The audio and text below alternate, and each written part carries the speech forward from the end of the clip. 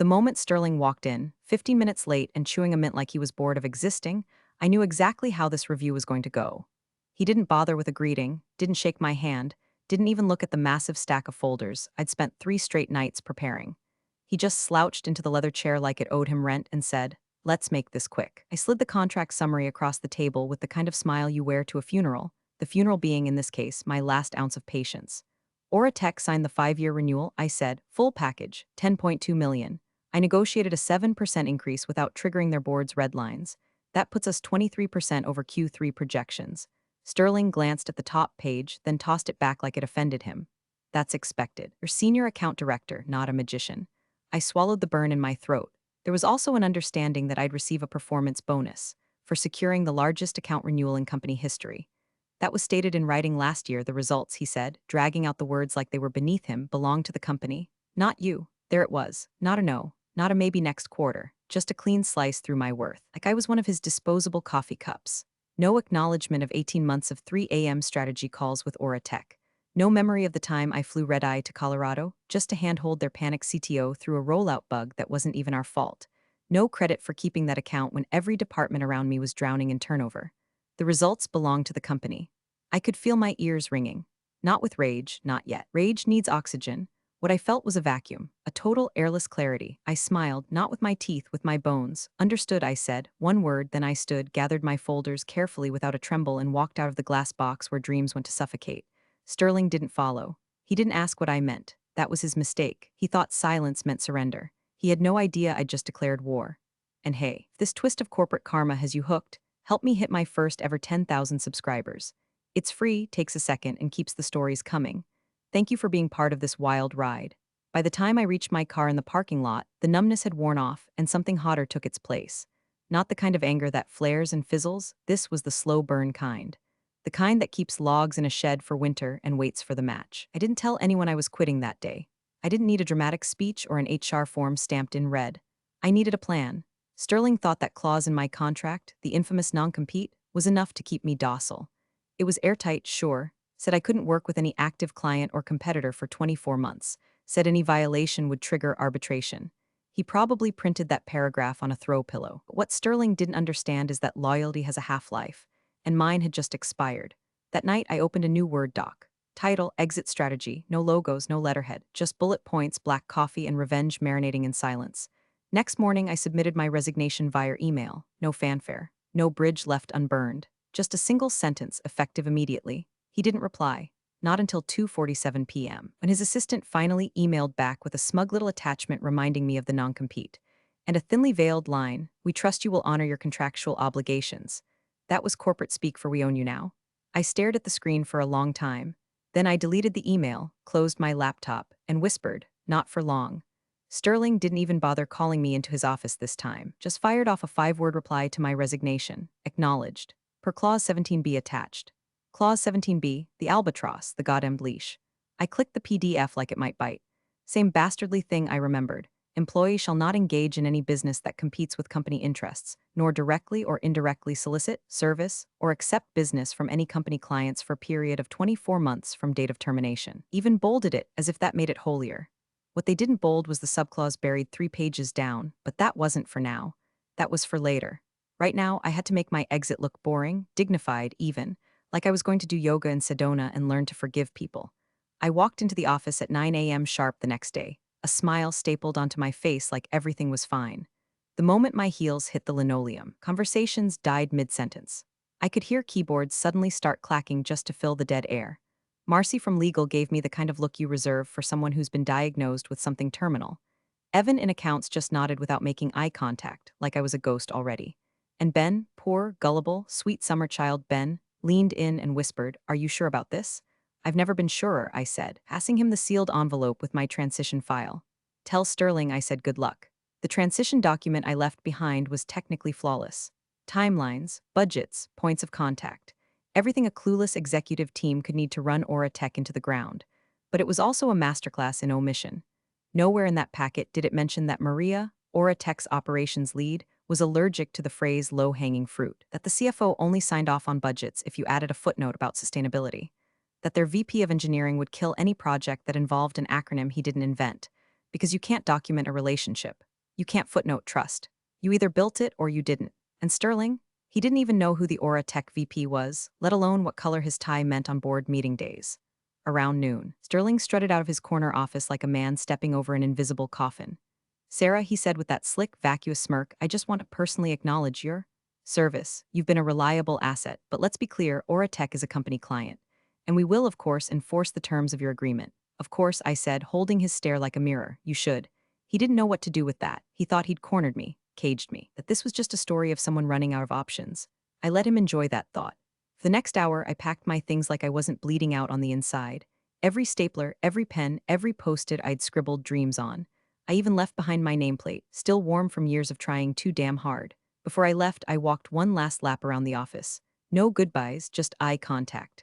Silent, surgical. Let them decide if it was bravery or madness that made me walk.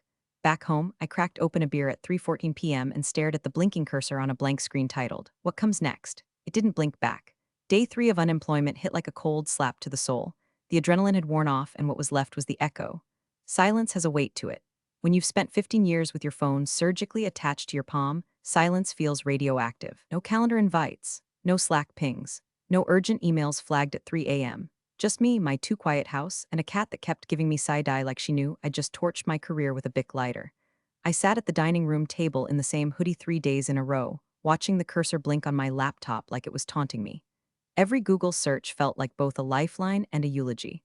How to start an LLC Ohio. Self-employed health insurance options. What does COBRA actually cover? Is wine a deductible if consumed during branding brainstorms? Registering the business was the easy part. $100 and 3 forms. Done. I named it Electra Consulting, something with a little bite, a little myth. Then I realized I needed a website, a logo, an actual offer. I built a site from a clunky Squarespace template that looked like it belonged to a motivational speaker who also sold diet pills.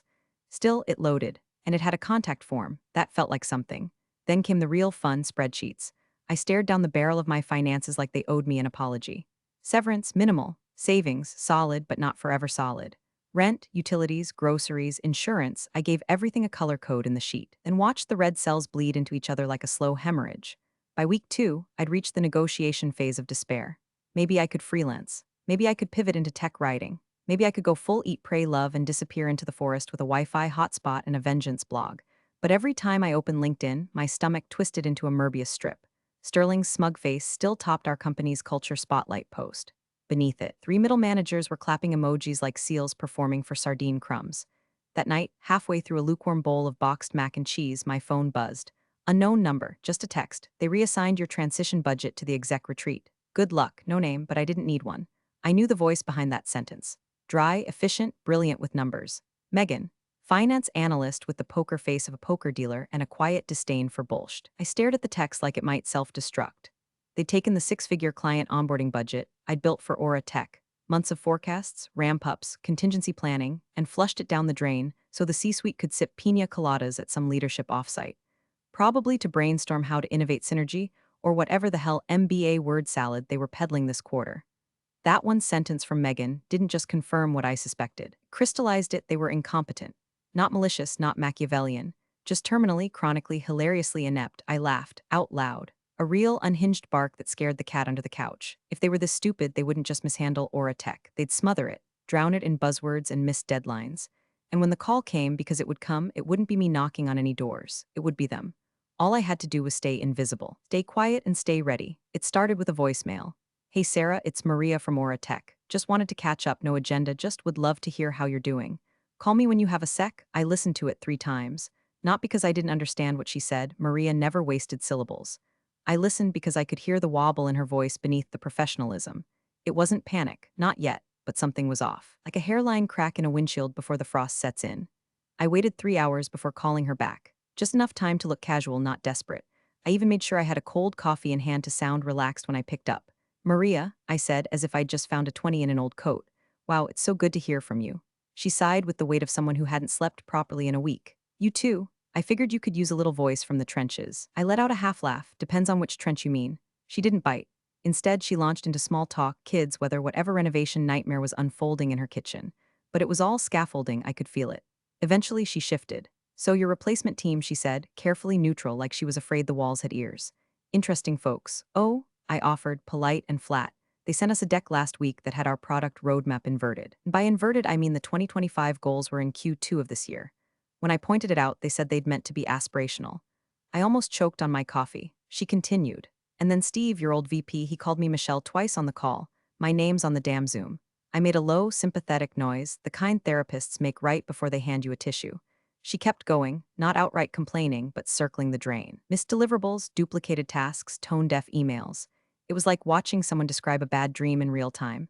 I said nothing useful. Just a memhum, and that's rough, and wow, I'm really sorry to hear that because I wasn't there to fix it.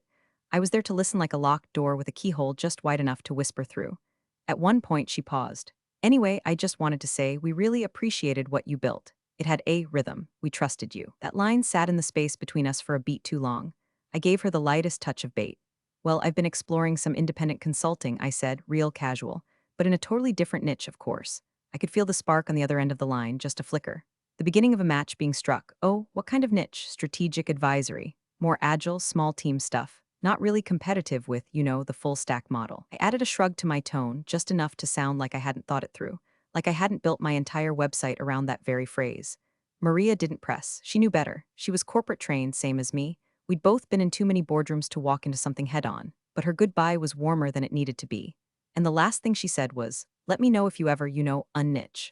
When the call ended, I didn't smile. I stared at the wall for a long minute, heartbeat hammering a little too loud in my ears. The first tremor had come. And if the cracks were showing now, just wait until the pressure built.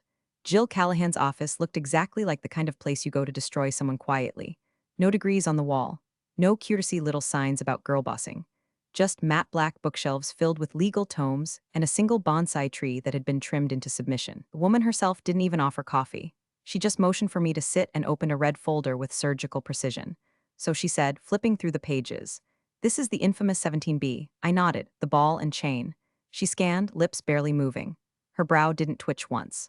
I'd picked her for exactly this reason. Jill had a reputation for being brutal in depositions and allergic to corporate puffery. Once cross-examined a Fortune 500 VP into tears over an NDA breach.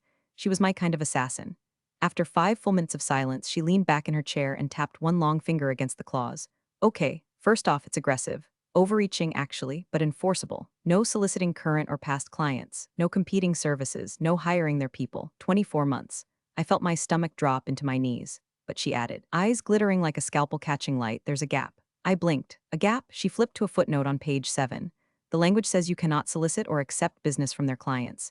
It does not say anything about being approached for services your former employer does not offer. That's your keyhole, my breath caught. They'd need to prove you reached out first, she continued. That you're offering services that directly compete. So don't pitch. Don't advertise anything that looks like what you did before. Redefine yourself. Make your offerings so niche they can't touch it. I felt the beginnings of something unfamiliar, a smile I didn't have to fake. What if, I said slowly, I positioned my firm around strategic micro-implementation, not full service? Just the early phase architecture stuff, project recovery, alignment workshops, stakeholder recon. Jill grinned like a shark. That's not what your old firm sells. You're golden, as long as they call you first, and they will, judging by how badly they're screwing the pooch, you're in the clear. But document everything. Every email, every timestamp. This only works if we can build a clean chain of evidence. I left her office with a folder, a retainer fee I didn't want to think about, and the first real hit of oxygen I'd had in weeks. That night, I tore my old website down to the studs. New tagline read, Electra Consulting, Targeted Recovery for Enterprise Drift. No mention of account management, no hint of end-to-end service, just surgical strikes for chaotic environments. It was half marketing, half legal shield. I added 3 new pages, what we do, what we don't do, and how to reach us if you must. Every word was a trapdoor. Every phrase was a layer of armor.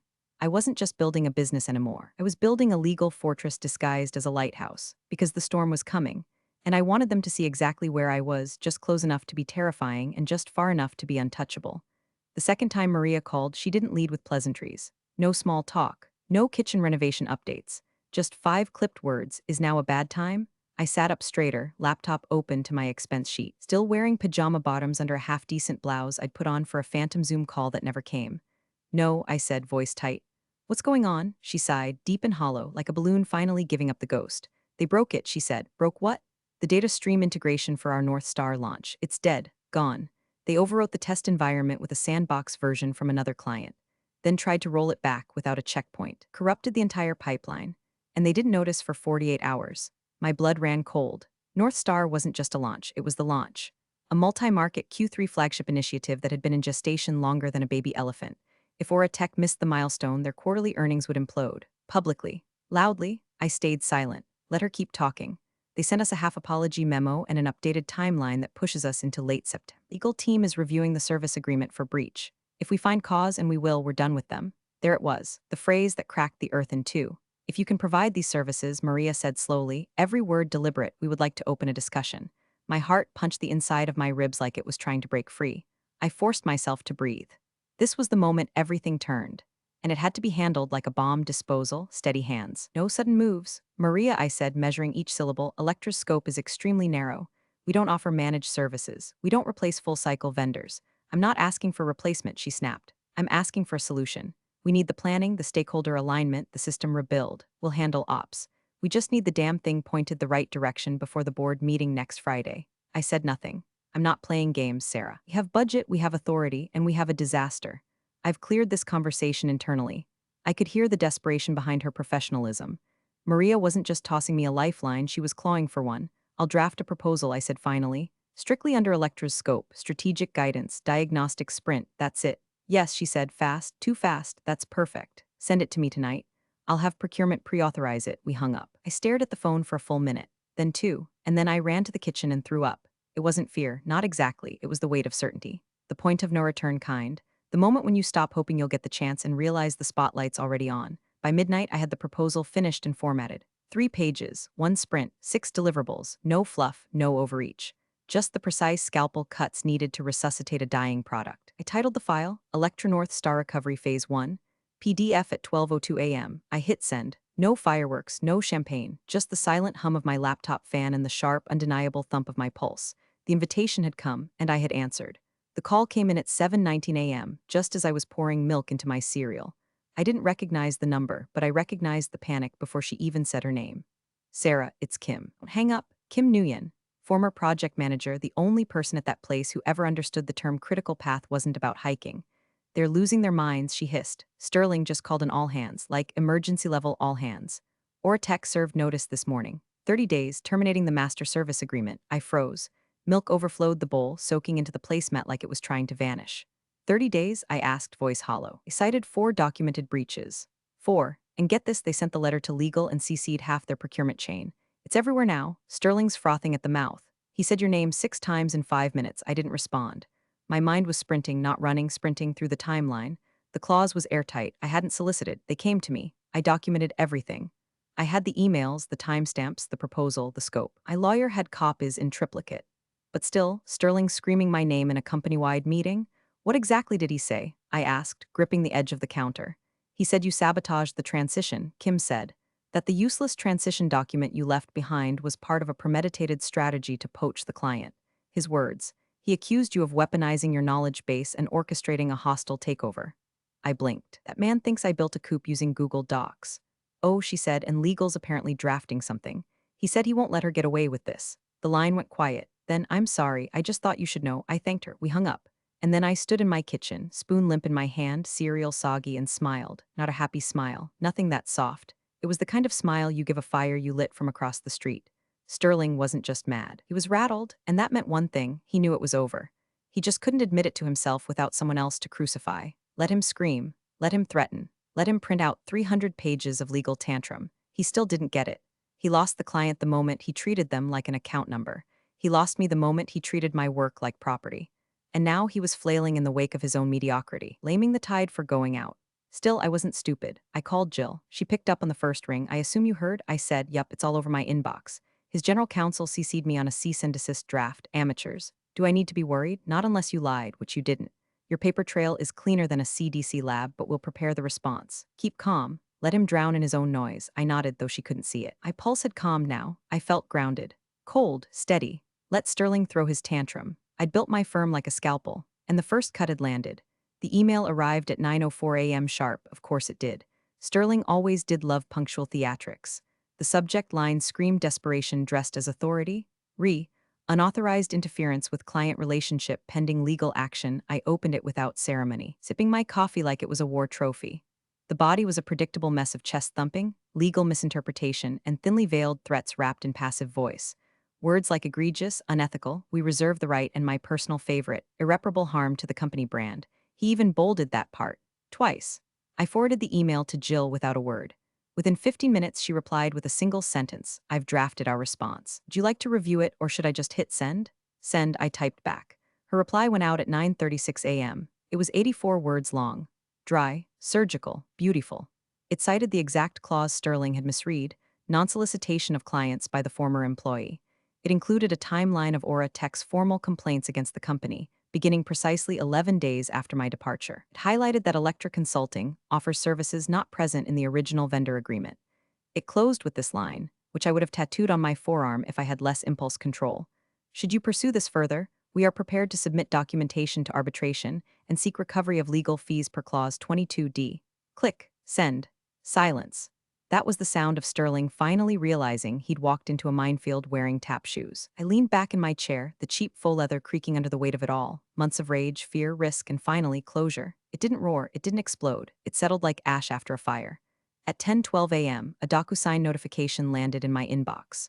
Aura Tech Inc. Master Service Agreement signature required. I clicked. Reviewed, signed, $10 million. The number didn't even feel real. Not because of the money. Because of what it represented. Validation. Not a raise, not a plaque, not a pat on the head from a C-suite narcissist. Real, undeniable proof that the work, the relationships, the ideas, the value had always been mine. I wasn't just some cog that could be replaced. I was the engine. And now they could all choke on the smoke. The final invoice went out that afternoon. Jill made sure it was phrased impeccably. Aura Tech wired the first tranche within 48 hours. Sterling never replied. Not to the legal rebuttal. Not to the news of the contract loss. Not even to the LinkedIn announcement I posted a week later, featuring a short update from Electra Consulting, proud to begin a new partnership focused on precision, trust, and agility. More soon. It got 917 likes and 2 job offers. That night, I sat on the back porch with a glass of red wine, no music, no distractions, just me. The late summer breeze and the quiet hum of peace finally earned. I opened the contract one more time, not to check figures, but to look at the signature line. There it was. Maria's name, Aura Tech's seal, my own initials in the corner like a signature on a painting no one thought I could finish. And then I smiled. A sharp, private, teeth-bared smile. They took me for a cog. I became the hammer. Appreciate you sticking around, you legends of the break room. Subscribe for more chaos. Let's make your old managers spill their coffee in fear.